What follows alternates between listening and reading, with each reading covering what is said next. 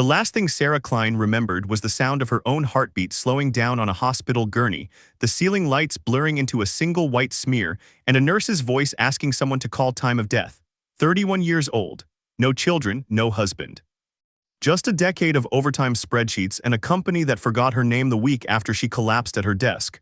She thought that was the end. It was not. She opened her eyes to a chandelier dripping with crystal, and a child's hand, her hand, small and thin, resting on a silk blanket that smelled of dust, not love. A mirror across the room showed her a face she did not recognize, pale, hollow-cheeked, with eyes so lonely they looked bruised. A maid walked past the open door without glancing in.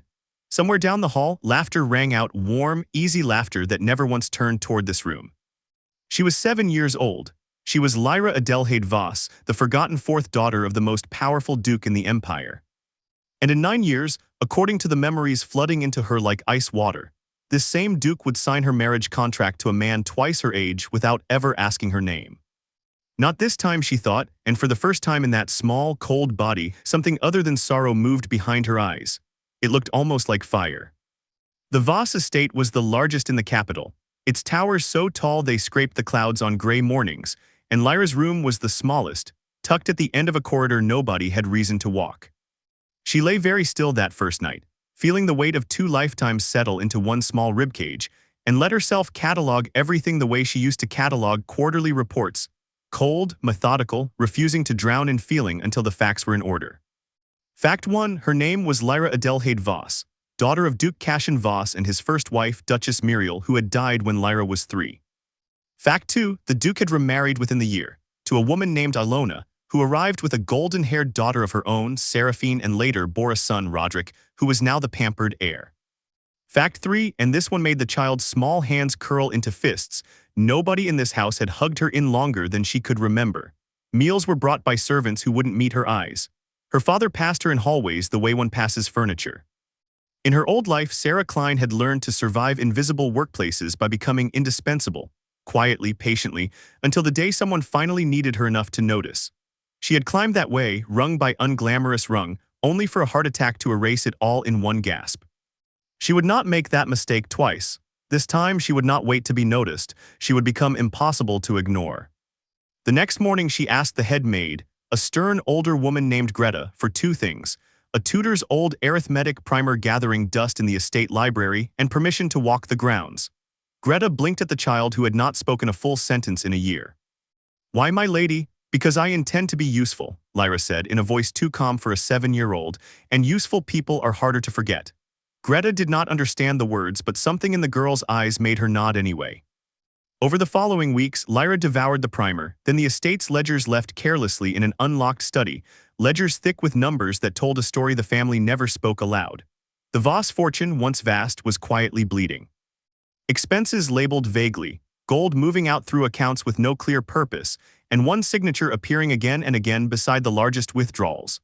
A court mage named Verkthorn, her father's most trusted advisor, the man who stood at Duke Cassian's shoulder in every portrait like a second shadow. She had seen him only once, gliding through the halls in robes so dark they seemed to drink the candlelight, his pale eyes sweeping over her the way one glances at a stray cat, with mild, dismissive curiosity, nothing more. But something in her chest, some instinct carried over from a life spent reading people who lied for a living, told her that dismissal was a mask. He had looked at her exactly 1 second too long. She began writing everything down in a cipher of her own invention, numbers disguised as a child's counting games, hidden inside the lining of an old doll Ilona's servants had long since discarded to her room as a hand-me-down. If anyone searched a duke's forgotten daughter, they would find nothing but toys. 3 months into her new life, Seraphine, golden, adored, 12 years old and already carrying herself like a future duchess, found Lyra in the library and laughed, bright and cutting. Still reading. "Father says you're simple. Mother says it's a mercy no one expects anything from you." She said it kindly, the way people say cruel things when they've never once imagined being on the receiving end. Lyra only smiled, the same patient smile she'd worn through a decade of being passed over for promotions she deserved. "That's all right," she said softly. "Being underestimated has always worked out well for me." Seraphine blinked, confused by the strange calm in a child's voice, and left without another word. She did not see the way Lyra's eyes followed her out, not with hatred, but with the sharp, quiet focus of someone filing away exactly how far this family's cruelty went, and exactly how much of it would one day come due. That night, sorting coins from her small allowance into careful hidden stacks, the beginning of a plan she could not yet name, Lyra heard footsteps stop outside her door. Not a servant's gate. Slower, deliberate. A shadow paused beneath the crack of candlelight, lingered for 3 long seconds and moved on. She did not sleep again that night. Someone had finally noticed her, and she was almost certain it wasn't her father. For a week, Lyra told no one about the shadow at her door. In her old life, she had learned the hard way that panic was a currency you spent once and could never earn back. Better to watch, to wait, to understand the shape of a threat before naming it aloud. So she watched, and what she found chilled the fire in her further than any accusation could have. Verkthorn visited her father's study every third evening, always after Duchess Alona had gone to bed, always carrying a leather case that never seemed to leave his hand. Lyra, small enough to disappear into doorways and shadows the rest of the household had stopped bothering to check, pressed herself against the cold stone beside the study's outer wall and listened. "The girl asks for books now," Verk's voice slid through the crack beneath the door, smooth as poured oil. "Ledgers specifically. Greta mentioned it in passing. Children rarely develop such interest without cause, Your Grace." Her father's reply came slow, distracted, the voice of a man who had trained himself not to think too hard about his youngest daughter. "She's Muriel's blood. Perhaps she takes after her mother's love of numbers. Harmless." "Perhaps," Verk agreed, in a tone that made the words sound like a lie dressed in silk. "Though I recall the late Duchess was rather more than harmless with numbers, wasn't she? It was her accounting that nearly uncovered certain arrangements before her unfortunate passing." Silence. A long, heavy silence that told Lyra more than any confession could have. Her father did not ask what arrangements. Her father did not defend her mother's memory.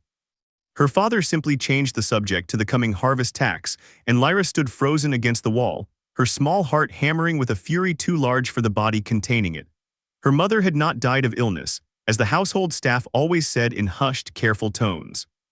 Her mother had found something, and now the same man who orchestrated that silence was watching her 7-year-old daughter reach for the very same kind of danger. She should have been afraid. Sarah Klein, in her old life, had been afraid of confrontation her whole career. Afraid of the meeting where she'd finally have to say what she really thought, afraid of losing the safety of being overlooked.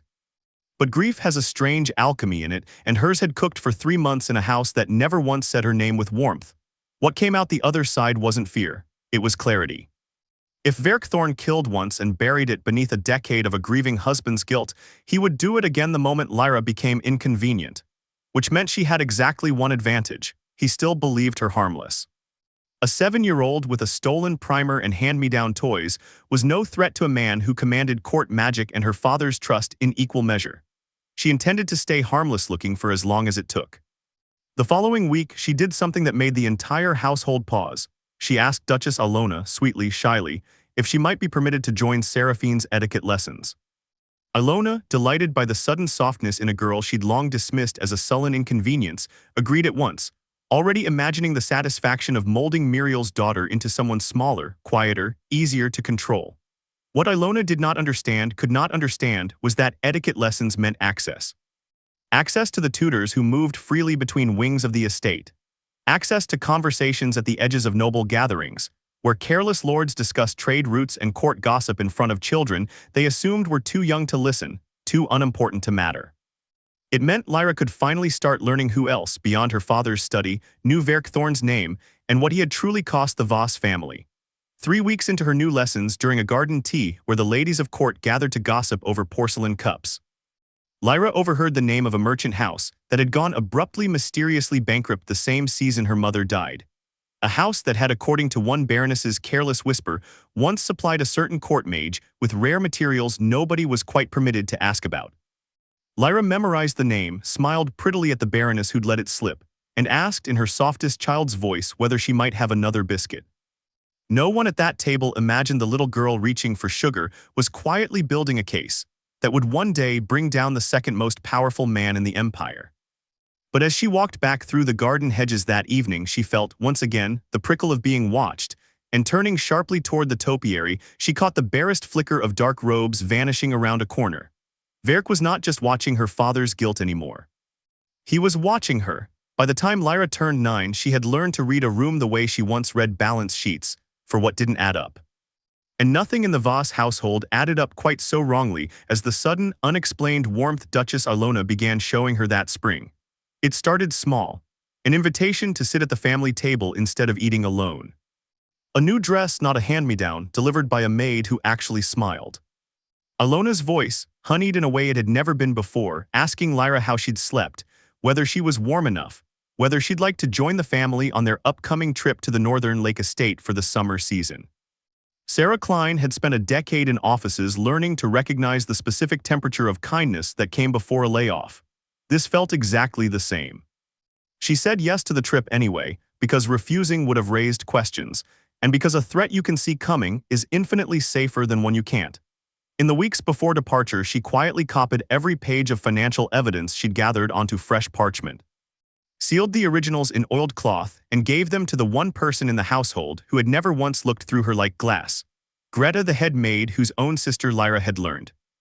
Once served the late Duchess Muriel and had never fully trusted the family that replaced her. "If anything happens to me," Lyra told her with the calm of someone twice her age, "give these to the royal magistrate, not to my father, to the magistrate directly." Greta's hands trembled around the packet. "My lady, you're frightening me." "Good," Lyra said gently. "Be frightened enough to act if it comes to that. I need one person in this house who will." The Northern Lake Estate was beautiful in the way of gilded cages, sweeping views, cold water, and a dock that extended too far out over depths no 7-year-old, let alone a 9-year-old still small for her age, could survive falling into unassisted. On the third evening, after a dinner where Ilona had been unusually attentive, pouring Lyra's tea herself with a smile that didn't reach her eyes, Lyra excused herself for a walk along the shore. She was not surprised when Seraphine accidentally suggested a walk out to the dock to look at the sunset, her voice performing sisterly warmth with just a fraction too much effort. She was not surprised when Seraphine's foot slipped against Lyra's shoulder at the very edge of the weathered boards, a shove disguised so well it would look, to anyone watching from shore, like nothing more than an unfortunate stumble. What surprised Seraphine was that Lyra didn't fall. She had spent 2 years, quietly, teaching her small body to move the way she remembered her old life's rare gym visits, training it to balance, footwork, the simple physical competence nobody expected from a girl the household considered fragile and forgettable. She caught the dock rail, spun with the shove instead of against it, and came up standing exactly where she'd started, staring at her half-sister with an expression far too calm for what had just happened. "You should be more careful on wet boards," Lyra said quietly. "Someone might think you meant to do that." Seraphine's face went white, then furious. "It was an accident, I know," Lyra interrupted, smiling the same patient smile she'd worn through years of being underestimated. "I'm simply saying how it would look if I told Mother Ilona you'd pushed me. Or Father, or the guard standing at the base of that dock right now who saw the whole thing." It was a lie. No guards stood at the base of the dock. But Seraphine, 15 now and never once taught to question a confident voice, spun toward the shore in a panic, saw only shadows and lantern light, and went pale enough that Lyra knew the bluff had landed. "I won't tell anyone," Lyra continued softly, watching her sister's fear like a scientist watching a reaction unfold exactly as predicted. "This time. But I think it's worth both of us remembering I notice more than this family gives me credit for." She walked back to the house alone, spine straight, heart pounding so hard she thought the whole estate might hear it, and did not sleep at all that night. Somewhere below her window she heard Ilona's voice, low and sharp, demanding to know from a shaken Seraphine why the plan by the lake had failed.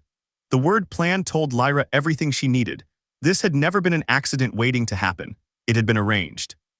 And if Ilona was willing to risk drowning a 9-year-old in front of half the household staff, then whatever Lyra was getting close to, whatever truth about her mother's death, about Verk's arrangements, about the slow bleeding of the Voss fortune, was close enough to be worth killing for. She lay awake until dawn, not with fear this time, but with the cold, electric clarity of someone who has just confirmed the size of the war she is fighting. If Ilona and Verk believed a drowned child could be quietly explained away, Lyra understood she needed allies beyond a frightened head maid and a packet of hidden ledgers. She needed someone with power the family couldn't simply erase. She found her unlikely ally in the most overlooked corner of noble society, the merchant quarter, where blood didn't determine worth and coins spoke louder than titles. Specifically, she found her in Wren Dallow, 17 years old, daughter of the very merchant house that had gone mysteriously bankrupt the season Duchess Muriel died. Wren now ran what remained of her family's trading business from a single modest warehouse, rebuilding brick by brick what a court mage's arrangement had once destroyed. Lyra met her by accident. Or by the kind of accident she had learned to engineer, asking her etiquette tutor for an excuse to visit the merchant district under the guise of charitable patronage, a hobby Alona actually encouraged. Since a stepdaughter photographed handing out bread to the poor made excellent gossip for the Duchess's own reputation.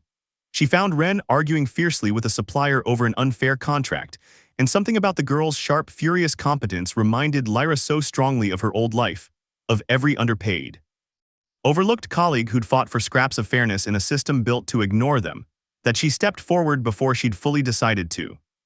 "Your contract terms are being manipulated," Lyra said quietly, examining the parchment over Ren's shoulder with the fluency of someone who'd once spent a decade reading fine print for a living. "Here and here, he's charging you storage fees on goods he never actually stored." Ren stared at the small, richly dressed girl beside her with open suspicion. "And what would a duke's daughter know about trade contracts?" "More than you'd expect," Lyra said. "And I know something else. I know your family's ruin 10 years ago wasn't bad luck, it had help." That got Ren's full attention. Over the following weeks, in careful, quiet meetings disguised as charity visits, Lyra pieced together with Ren what neither of them could have uncovered alone. Ren's late father had supplied Verkthorn with rare alchemical materials, the same materials, cross-referenced against Lyra's stolen ledgers, that matched an unusually large purchase logged the month before Duchess Muriel's death. When Ren's father had grown suspicious of what those materials were truly being used for and threatened to speak to the crown, his business was destroyed within a season through manipulated contracts, poisoned trade relationships, and a mysteriously delayed shipment that sank an entire fleet of goods. "He didn't just kill your mother," Ren said quietly, staring at the evidence spread across her warehouse desk. "He silenced anyone who could have proven it." "Then we won't threaten to speak," Lyra said, something cold and strategic settling into her voice.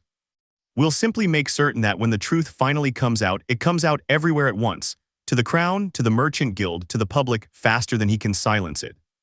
It was, Lyra knew from a lifetime of watching corporate scandals unfold and vanish just as quickly, the only kind of exposure powerful men couldn't bury. Not one accusation, but many, arriving from every direction at once, too fast and too public for any single bribe or threat to contain. Building that kind of case would take years. She was 9 years old. She had time as long as she survived long enough to use it. Ren, for her part, asked only one thing in return for her help. "When this is done, and if we're both still standing, I want my family's reputation restored. Publicly, not quietly. I want the guild to say his name and my father's name in the same breath, and know which one was the villain." "You'll have it," Lyra promised, and meant it with the full weight of 2 lifetimes' worth of watching good people go unpaid for their suffering. They shook on it like business partners, not like a duke's daughter and a merchant's, because in every way that mattered, that was exactly what they'd become. Walking home that evening, Lyra allowed herself, for the first time since waking in this small, forgotten body, a genuine smile. She was still alone in that vast cold estate. Her father still didn't know her name well enough to say it without hesitation. But somewhere in the city now, one person understood exactly what she was building and why. It wasn't family. But it was, for the first time in 2 lifetimes, a beginning. She did not yet know that Verkthorn's spies had already followed her to the merchant quarter 3 times that month, and that her quiet alliance with Ren Dallow had just become the single greatest threat to everything he'd spent a decade hiding. Lyra was 11 when Kaelin Ashgrove returned to the Voss estate, not as the gangly stable boy she vaguely remembered from her mother's old portraits, but as a newly commissioned knight of the Royal Guard, broad-shouldered and solemn-eyed. Assigned to the household as part of a rotating security detail after a string of noble estates reported break-ins that season. She recognized something in him before she understood what it was. The particular quiet of someone who had also learned, young, to disappear inside a house that didn't value him. His mother had been Duchess Muriel's personal handmaiden, and when Muriel died, both mother and son had been quietly dismissed within the month. A detail Lyra found, cross-referenced against the household ledgers, filed under the same suspicious flurry of departures and reassignments that followed her mother's death. "You don't remember me," Kaelin said one evening, finding her alone in the estate's overgrown eastern garden, the one part of the grounds no one bothered maintaining anymore, the one her mother had once planted with her own hands. "I used to bring you flowers from this garden. You called them sun coins because you thought the yellow ones looked like little suns." Lyra went very still. That detail, sun coins, lived somewhere in a memory that wasn't fully her own, a fragment of the real Lyra Adelheid Voss bleeding through, warm and small and aching. "I remember the flowers," she said softly, surprising herself with the honesty of it. I don't remember who brought them. I understand. Something flickered across his face, not hurt exactly, but the careful acceptance of a boy who'd learned not to expect to be remembered either. You were very young. And this house has a way of making people disappear from each other's memories, even the ones who lived here. Your mother, Lyra said carefully, watching his reaction with the same precision she'd once used to read a boardroom, served my mother. She would have known things, seen things. Before Duchess Muriel died, Kaelin's jaw tightened. My mother doesn't speak of that time. She says it's safer not to. Is she still alive? Yes, she works a small in 2 days' ride from the capital. Far enough that no one from this house thinks to look for her. Lyra felt something click into place with the satisfaction of a ledger finally balancing. Another witness, another thread. I'd like to meet her, she said, not as a duke's daughter making demands. As Muriel's daughter asking politely. Kaelin studied her for a long moment, this 11-year-old girl with the eyes of someone far older, speaking with a calm precision that unsettled him slightly, though he couldn't have said why. Why now, he asked. Why after all these years? Because I only recently understood there was a question worth asking, Lyra said, which was truer than she could explain. And because I think your mother might be one of the few people left who could tell me how my mother really died. It took 3 months of careful planning, false errands, borrowed carriages, Greta's quiet cooperation covering for an afternoon charity visit that went further than the merchant quarter, before Lyra finally sat across a small wooden table from Kaelin's mother, a tired, kind-eyed woman named Fenna. In the back room of a modest countryside inn, Fenna wept before she spoke a single word, simply looking at Lyra's face. You have her eyes, she whispered. Duchess Muriel's eyes. I haven't seen anyone look at me like that in 8 years. What Fenna told her haltingly. Over the next hour confirmed everything Lyra and Ren had pieced together, and added a detail neither of them had, that in the weeks before her death Duchess Muriel had grown convinced someone in the household was diverting estate funds through falsified trade agreements, and had written to the royal magistrate's office requesting a private audit. That letter, Fenna swore, had never been sent. It had been intercepted. By whom? Lyra asked, though some cold, certain part of her already knew the answer. Lord Thorne collected the household correspondence personally that week, Fenna said quietly. He said it was for the Duke's convenience. 3 days later, your mother was dead of what they called a sudden fever. I helped prepare her body for burial, my lady. I saw no fever ever leave a person's skin that particular shade of gray.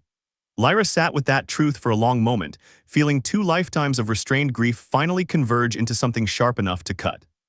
She had spent 4 years building a case with numbers and contracts and careful alliances. What she hadn't had until this moment was a witness willing to say aloud plainly that her mother had been murdered, and by whom.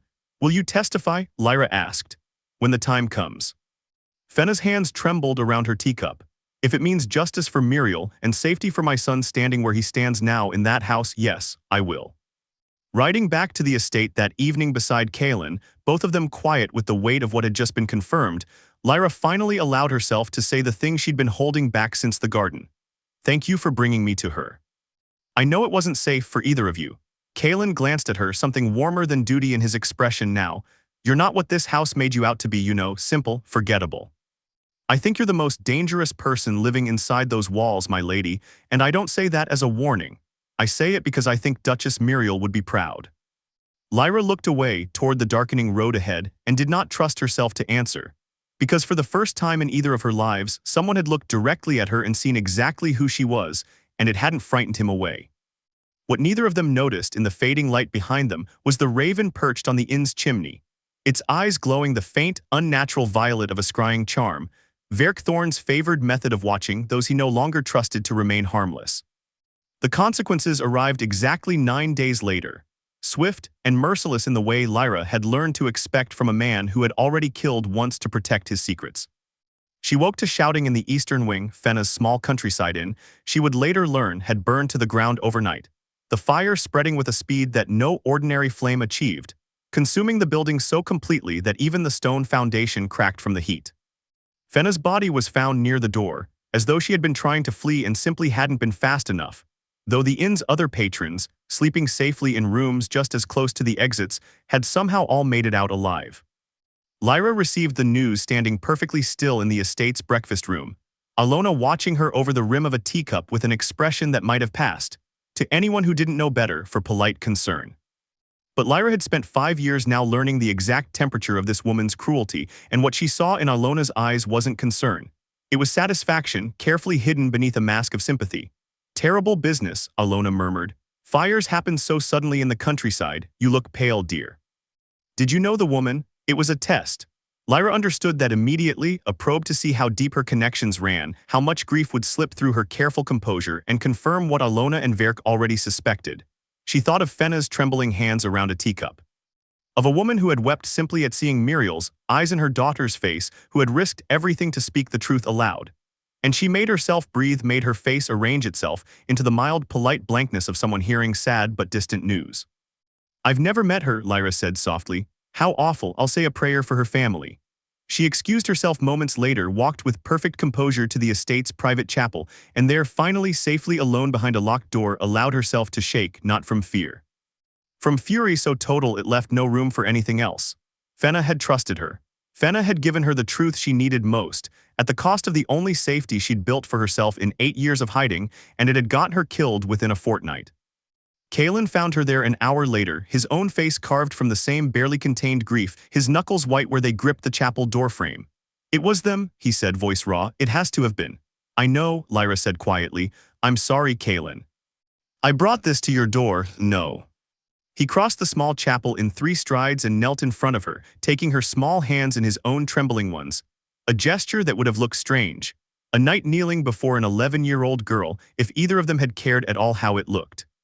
You didn't bring this, Thorn did. My mother chose to speak the truth knowing the risk, because she believed, like I believe, that Duchess Muriel deserves justice after 8 years of silence. Don't you dare carry guilt for someone else's murder. Lyra held his gaze, feeling the strange, steadying warmth of being understood so completely by someone who had every reason to blame her and chose instead to stand beside her. Then we finish it, she said, her voice steadying with each word. Not for revenge. Revenge would be satisfying for exactly as long as it took, and then it would be over and your mother would still be dead, and it would have cost us nothing to Thorn but a moment's inconvenience. I want more than that. I want him to lose everything he built on top of these deaths. The trust, the position, the fortune he's been quietly siphoning for a decade. I want it to matter that he underestimated a little girl he thought was harmless. Kalen's grip on her hands tightened, something fierce and fiercely loyal settling into his expression. Then tell me what you need. I'm not a stable boy anymore, my lady. I have a sword, a royal commission, and access to places in this estate a merchant's daughter and a head maid never could. Lyra allowed herself in that quiet chapel a small, sharp smile, the first genuine one in days. I need eyes in the capital's magistrate office, she said. Someone who can tell us when, not if, when a formal investigation into Thorn's financial dealings could actually be filed without him having advance warning to burn the evidence, the way he just burned an inn. I know someone, Kalen said slowly. A senior magistrate's clerk. She owes my family a debt from years back, a debt she's been wanting to repay. Then we call it in, Lyra said. Carefully, quietly. We've lost a witness, Kalen, but we haven't lost the case, not yet. Thorn thinks fire ends conversations. He's about to learn some conversations only grow louder the harder you try to burn them out. That night, for the first time since waking in this cold, forgotten body 8 years earlier, Lyra allowed Kalen to walk her back to her room. And did not send him away at her door.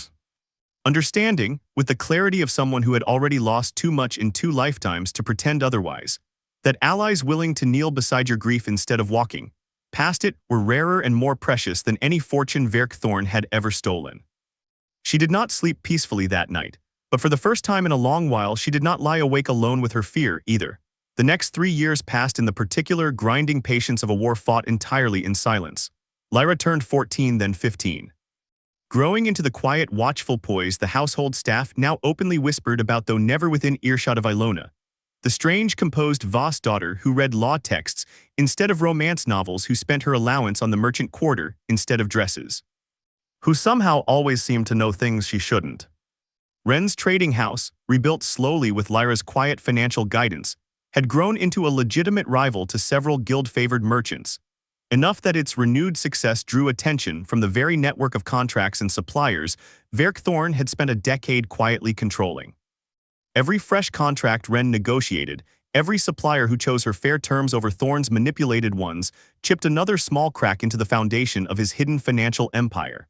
The magistrate's clerk Kalen had recruited, a sharp, careful woman named Ophelia Rask, had spent those same 3 years compiling discreetly every formal complaint ever filed against Thorn's associated trade houses, Every unexplained gold movement flagged, and then mysteriously dropped by investigators who'd since been quietly promoted or transferred.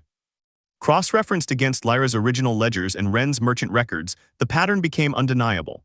Verk Thorn had spent over a decade siphoning Voss estate funds through falsified trade agreements, laundering the proceeds through shell merchant houses, and eliminating, through bankruptcy, intimidation, or worse, anyone who threatened to notice. What they still lacked, Ophelia warned during one of their careful late-night meetings in Wren's warehouse, was the one piece of evidence that would make the case impossible to bury. Proof connecting Thorn's financial crimes directly to Duchess Muriel's murder. Not merely circumstantial suspicion built from a grieving handmaiden's testimony that had died before it could be formally recorded. Without that connection, Ophelia said, spreading documents across the table with the careful precision of someone who had learned to fear being overheard, he'll be charged with financial fraud. Serious, certainly. But fraud earns fines and disgrace. Murder earns execution. And I suspect, my lady, that a man capable of what he's done will fight fraud charges with every resource left to him, resources that include your father's continued trust and protection, unless we give the crown a reason strong enough to override it. Lyra had anticipated this gap for over a year, which was precisely why 6 months earlier she had begun the slow, careful work of earning something she'd never bothered pursuing before: her father's attention. It had started small, appearing at his study door with a question about estate accounts phrased just clumsily enough not to alarm him, just precisely enough to plant a seed. Duke Cassian Voss. Distracted for 8 years by grief he'd never processed and guilt he'd buried beneath Verk's careful reassurances, had slowly, unexpectedly begun to notice his forgotten daughter. The sharp, careful way she asked about trade routes, the uncanny accuracy of her instincts about which merchants to trust. The eerie way she sometimes phrased things exactly as her late wife once had. "You remind me of your mother," he told her one evening, the first time he'd said so directly, his voice rough with an emotion he clearly hadn't expected to feel. "She had a mind like yours. Sharper than mine, if I'm honest. I used to rely on her instincts more than my own advisors." "What happened to those instincts, father?" Lyra asked quietly, watching him with the patience of someone who had waited 8 years for this exact opening. "After she died. Why did you stop trusting them?" Something flickered across his face, grief, guilt, and beneath it, a discomfort that told Lyra he had never once allowed himself to examine the question honestly. "Grief makes a man vulnerable," he said finally. "And vulnerable men need someone steady to lean on. Verk has been that steadiness for me all these years." "Has he?" Lyra said softly, and let the words sit in the air between them like a held breath, watching her father's expression for the smallest crack of doubt. She did not push further that night. She had learned across 2 lifetimes that the most important seeds needed time before they were ready to be watered.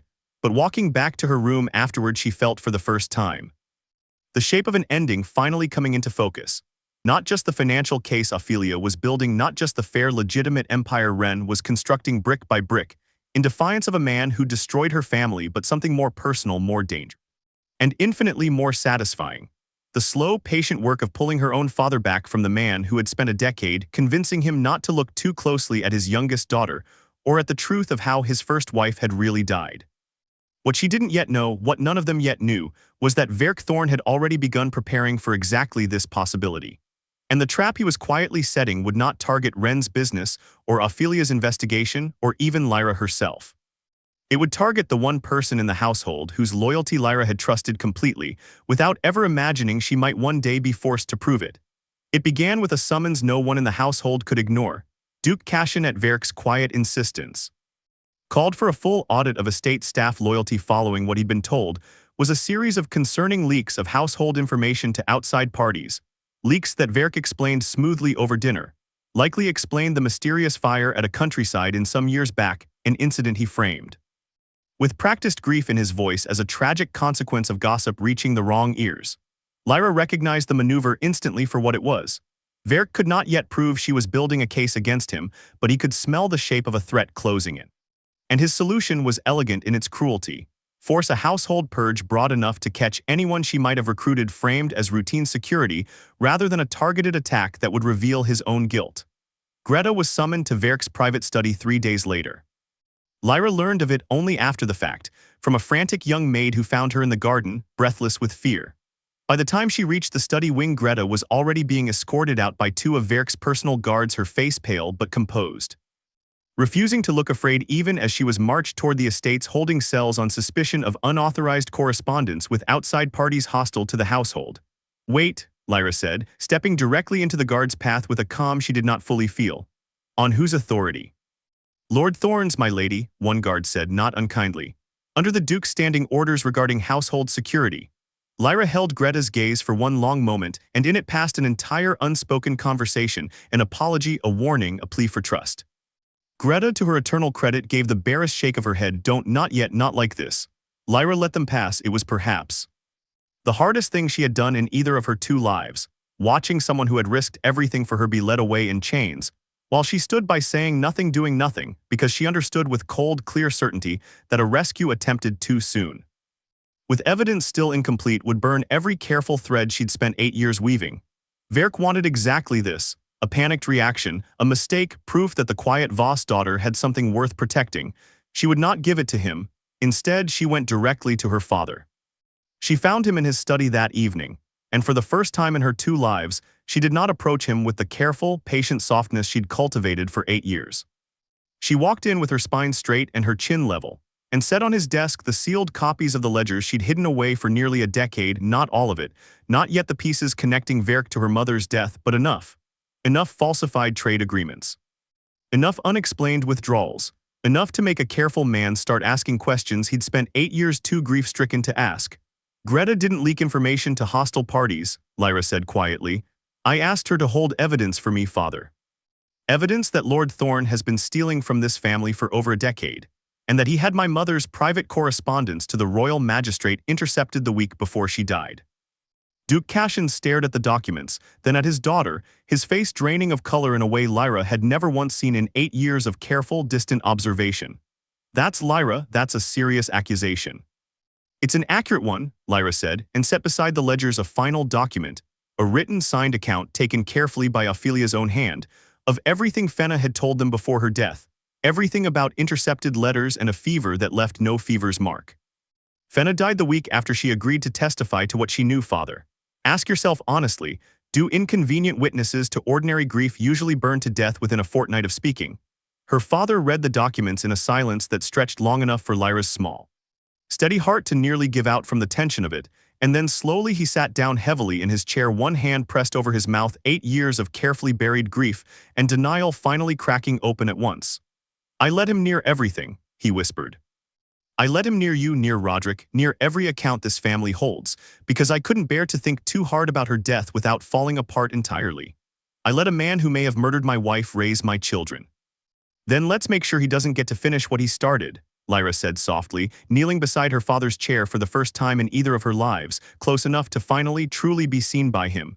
"Release Greta, quietly tonight before Thorne realizes I've come to you directly. And then, father, I need your help finishing what my mother started 8 years ago.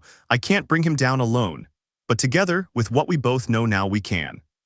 Duke Cassian looked at his youngest daughter, really looked at her, perhaps for the first time since her mother's funeral, and saw, beneath the careful composure, the same fierce, unshakable intelligence that had once made him fall in love with Muriel in the first place.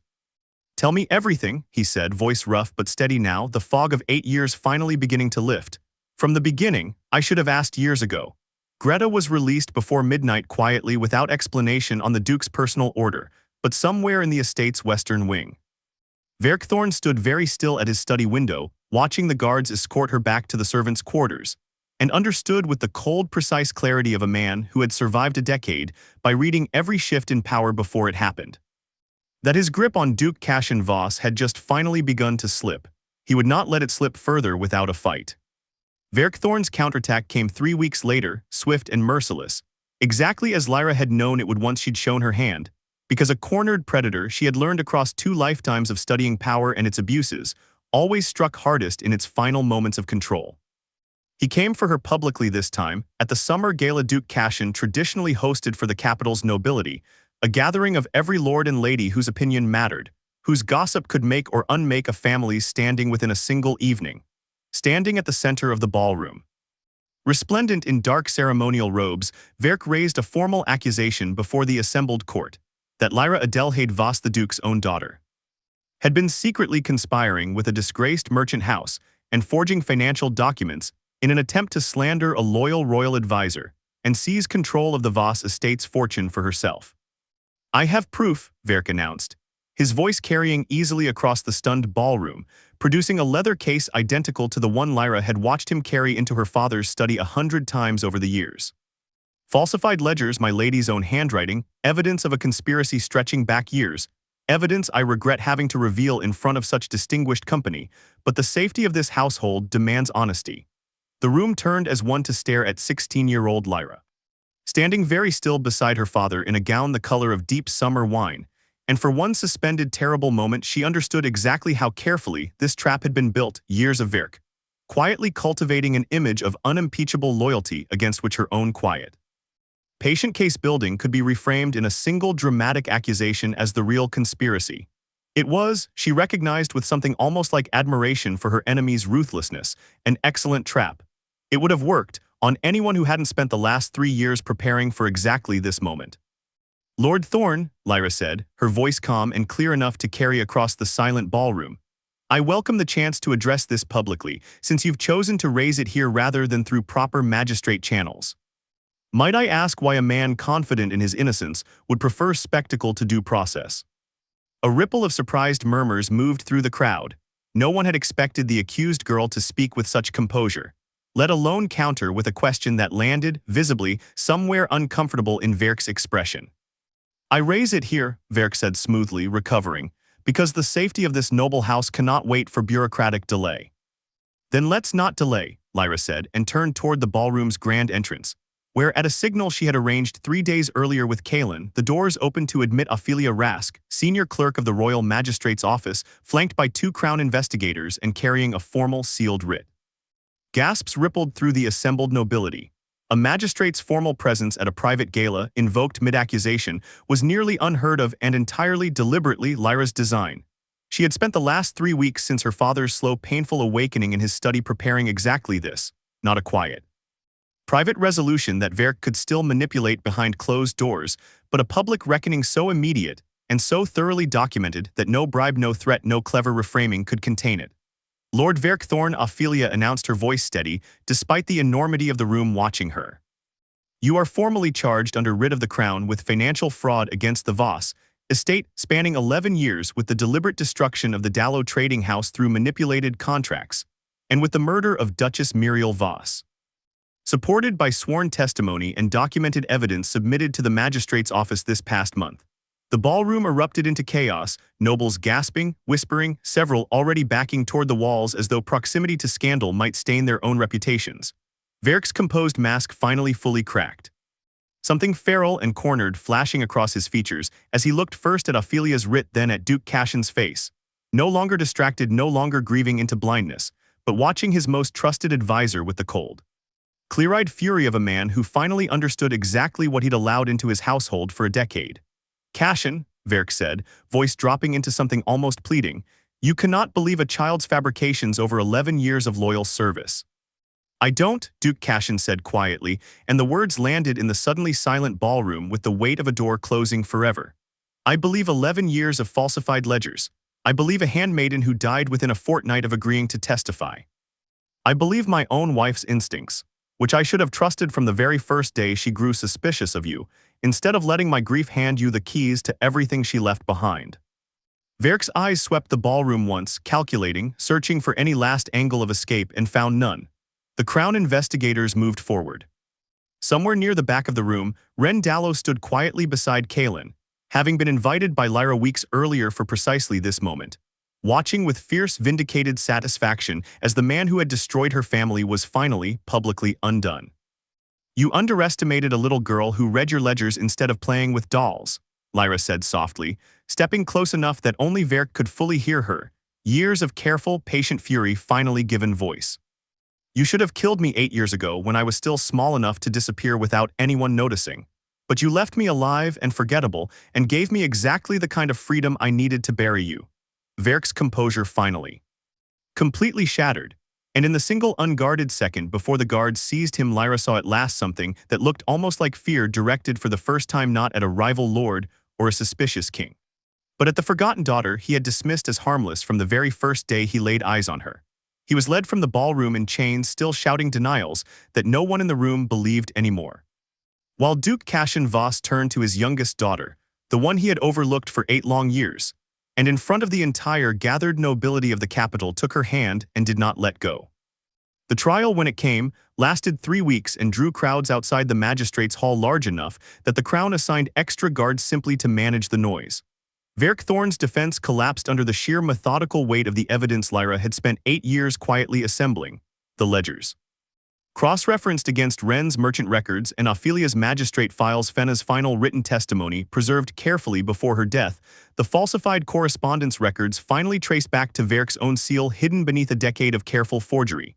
He was found guilty on every charge: fraud, conspiracy, the destruction of the Dallow trading house, and finally, the murder of Duchess Muriel Voss, a verdict that echoed through the capital's court for months afterward, a cautionary tale whispered in every noble household about the dangers of trusting advisors with more access than accountability.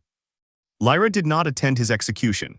She had spent 8 years building this reckoning not out of a hunger for his suffering, but out of a fierce patient refusal to let her mother's death and Fenna's, and the slow ruin of the Dallow family, disappear into the same silence that had once tried to swallow her own existence.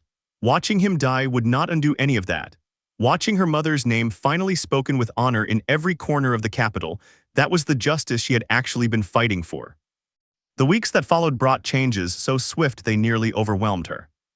Duke Cassian, grief finally processed rather than buried, restored the Dallow family's reputation publicly and personally, ensuring the Merchant Guild formally acknowledged the sabotage that had nearly destroyed them, exactly as Lyra had once promised Wren in a quiet warehouse years before.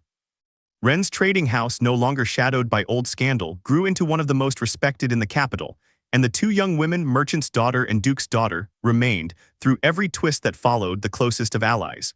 Seraphine and Alona's roles in Verk's schemes, while less directly implicated in the murder itself, could not survive the scandal's wider unraveling.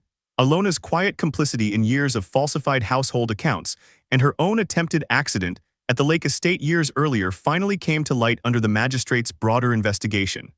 Duke Cassian, no longer willing to overlook cruelty simply because grief had once made him too tired to look closely formally, dissolved the marriage, and saw both Alona and Seraphine removed from the estate entirely, their titles and claims stripped in a quiet but thorough legal reckoning that closed finally. 8 years of a house built on someone else's suffering. Roderick, young enough still to be shaped rather than condemned, remained, and Lyra, to everyone's quiet surprise, chose not to punish a boy who had never asked to be raised by manipulation, offering him instead the same patient, watchful mentorship she'd once given herself in a small cold room nobody visited.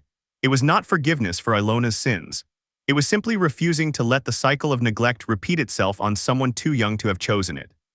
On a quiet evening nearly a year after Verk's trial concluded, Lyra stood once more in the estate's eastern garden, her mother's garden finally restored, its yellow flowers blooming again after 8 years of neglect, and found Kaelin waiting for her beneath the same tree where he'd once told her about sun coins she couldn't remember receiving. "Your father tells me you've been offered a formal seat managing the estate's trade accounts," Kaelin said, smiling in the easy, unguarded way he'd only recently allowed himself around her. "An unprecedented honor for a daughter who isn't the heir." "I told him I'd only accept if it came with real authority, not a decorative title," Lyra said, smiling back. "I spent too many years being underestimated to accept anything less now." I don't doubt he agreed instantly. He did. She turned to face the garden fully, breathing in air that finally, after 8 long years, smelled like something closer to home. "I used to think surviving meant becoming invisible enough that nothing could hurt me. It took me 2 lifetimes to understand that real safety was never about disappearing. It was about becoming impossible to erase." Kaelin reached for her hand, the same steady grip that had once knelt beside her grief in a quiet chapel, and refused to let her carry it alone. "You were never forgettable, Lyra, not to anyone who actually looked." She let his hand hold her, standing among her mother's flowers in a garden finally free of every shadow that had once tried to bury it, and thought of a hospital ceiling blurring into white light, of a decade spent proving her worth to people who never once said her name, with warmth of a small cold room at the end of a corridor nobody bothered to walk. She was not that forgotten girl anymore. She never truly had been, only waiting, quietly, patiently, for the moment the whole world would finally be forced to remember her name. "Come on," she said softly, tugging him gently toward the house, toward a father who now sought out her counsel instead of overlooking her presence, toward a life she had built, deliberately and completely, out of the ashes of one that had tried to erase her twice. "There's still work to do. Rebuilding a name people tried to bury takes more than one triumphant evening." "Then we'd better get started," Kaelin said, and together they walked back toward the lit windows of a house that had finally truly become her own.